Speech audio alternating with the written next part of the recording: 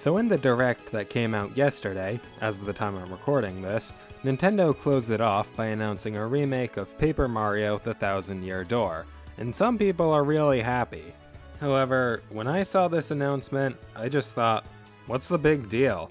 I mean, it's a remake of a great game, and I'm glad it'll bring that game to a wider audience, but why should I, as someone who already played the original game, really care about this? I mean, the updated graphics look great, but judging from the trailer, it doesn't look like they'll be doing anything outstandingly new with the narrative or gameplay.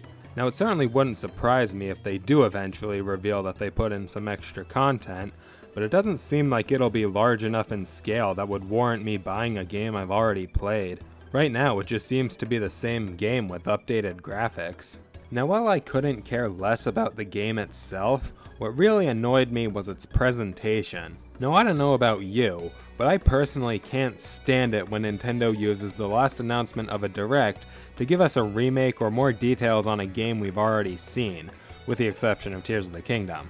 The last announcement of a Direct should be something big that we've never seen before, something that will get everyone buzzing, letting them create new theories and potentially start whole new fan bases. So with that in mind, why would they use that spot to give us a rehash of a game that's nearly 20 years old? I feel like they could have put this announcement in the middle of the Direct and it still would have generated hype, so it really got under my skin that I was waiting with anticipation throughout the whole Direct, only to be greeted with a game I've already played. Not to mention, this shows that Nintendo is capable of making a Paper Mario game as fans want and remember it.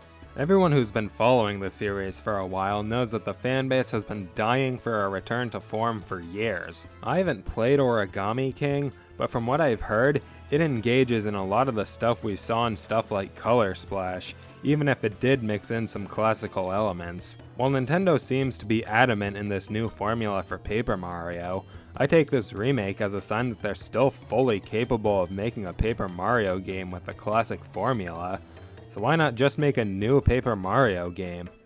With the updated graphics this remake boasts, it's clear that they built this from the ground up instead of just porting over the original game, so why go through all that effort just to give us something we already have?